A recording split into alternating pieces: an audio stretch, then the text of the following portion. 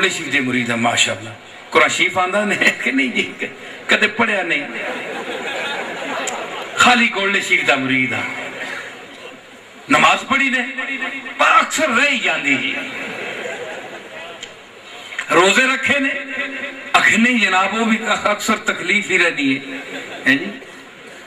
نشہ چھوڑے نے, شراب لکڑی چھوڑی نے, اکھے جی کوشش تو بڑی کر دیا پر پیر نہیں تصرف کردہ, اتھ پیراں کہنا ہے. روٹی کیوں تن دے ہو, اکھے ٹیڈ منگ دے.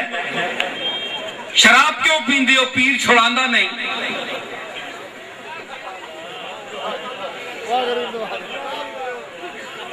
ساریاں گندیاں گلاں چاہ چوا کے پیراں ہوتے ہیں جی. اے تسی درگاہ دے گولڈے شریف دے مریداں نو تکو, میں اور کسی درگاہ دی گل نہیں کرنا, چیک میرے سارے نو کرو. سچ ہوئے کہ افسوس کہ ہمارے مشائخ نے, ہمارے بزرگوں نے خود بھی قرآن پڑھا, قرآن کا ترجمہ نہیں پڑھا, قرآن کا لفظ پڑھ کر اس کا اثر قبول کیا, مفہوم سمجھا, روئے گریا.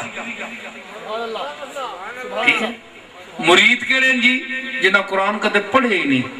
آج تو پیر بھی نہیں پڑھ دے اللہ ماشاءاللہ. اے پیران نو بٹھاؤ, اکثر علماء عالم پیران دی میں گل نہیں کرنا, عام پیران دی بڑھائے جو 2 نمبری, اے طویل تاگے دینے والے, اے تقدیراں بدلنے والے,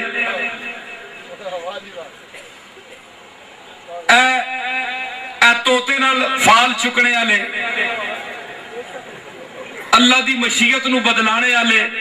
اے نظر انج پھر گئی تو سرکار دی بس کر بول کیا کہیں. اوے پیڑیا, ساری عمر تو انہاں چ وڑیا رہا ہے اپنے جا بندیاں چ.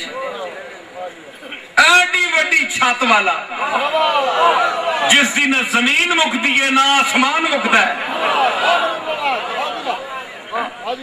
تے تینوں آج تک سمجھ نہیں آئی کہ تینوں دینے والا کون ہے. تو بندیاں کل منگدہ ہے تے شرم نہیں آندی ہے, چک دے اپنے جا بندے آنگے.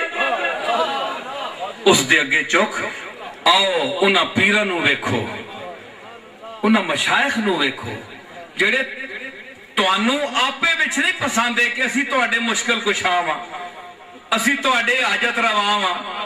ایک کون حاجت روا ہے؟ کوئی حاجت روا نہیں, اس دی ذات تو سوا کوئی حاجت روا نہیں.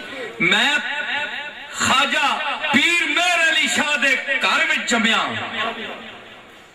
تے میں جاہل تے ان پر پیر بھی نہیں ہاں, ایڈا وڈا عالم نہ صحیح, پر میں پجی مونگلی بھی 5-10 پانڈے پانی لیندی ہے.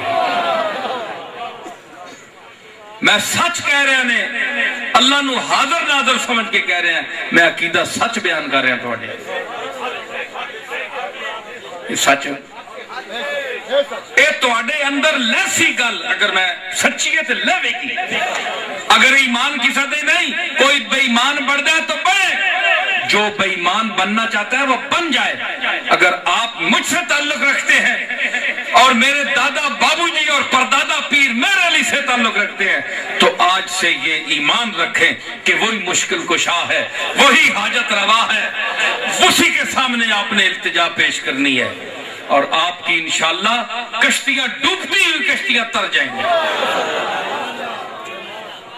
اولیاء اللہ کے ساتھ محبت رکھو, ان سے عقیدت رکھو, اس حوالے سے کہ یہ ہمیں اللہ کے دروازے پر لے جاتے ہیں. غوث پاک کی تعلیمات پڑھو, فتوح الغیب پڑھو,